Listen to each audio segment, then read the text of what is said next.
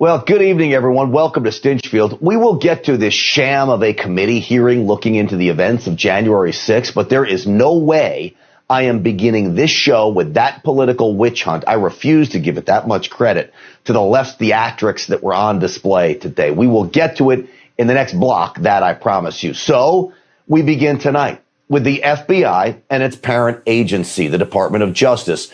The two need an absolute, complete, and total overhaul. Deep state anti-freedom operatives have weaponized these all-important agencies, weaponized them against you, the America First patriot. Do you remember that alleged kidnapping plot against governors of Michigan, Gretchen Whitmer? Well, thanks to a slew of reporting on that so-called right-wing extremist domestic terror plot, as we were made to believe, we are now learning what a sham it was too.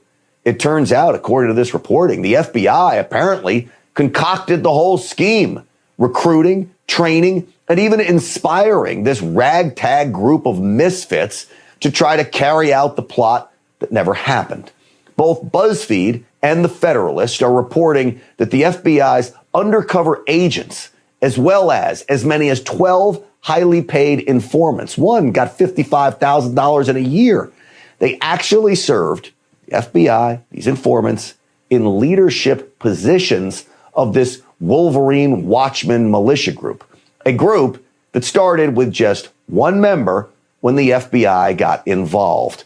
Remember the arrests of the 14 individuals? Well, remember, they came in the run-up to the 2020 elections at a time when the media is desperately started pushing this right-wing domestic terror threat narrative.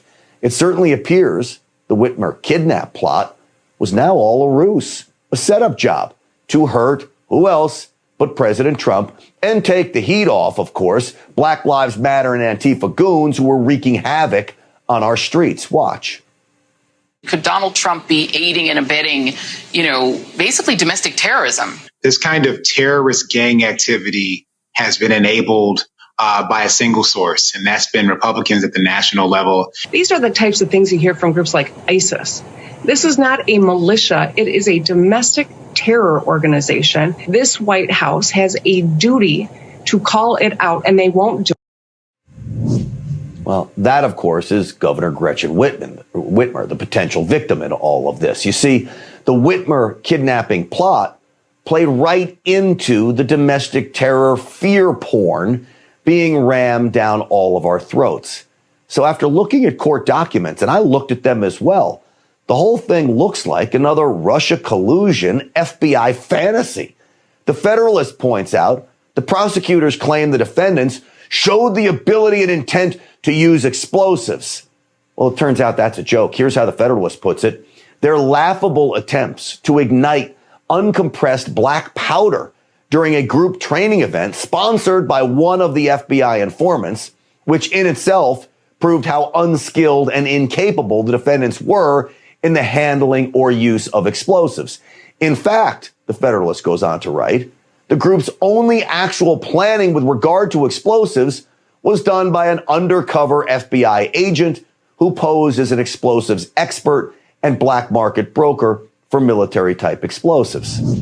But to the media elites that run America, well, the Wolverine Watchman served to them as more proof that all Trump supporters must just be middle America gun-toting hillbillies, domestic terrorists. The media ignored the fact that the entire plot seemed far-fetched. With a BLM Antifa riot happening every day in America at that point, the radical left, using the FBI, needed to drum up some real right-wing extremism, even if they needed to inspire it themselves, which it looks like they did now, to make the point that President Trump and all his supporters are just dangerous threats to Americans. So bogus it all is. Terrorism from white supremacy is the most lethal threat to the homeland today. Not ISIS, not Al-Qaeda, white supremacists. And people clap for that nonsense. Here's the most frightening part.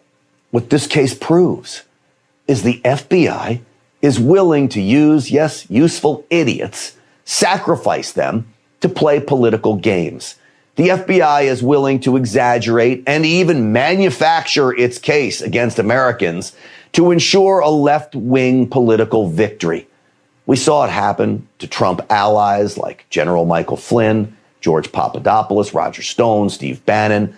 The list goes on and on and on.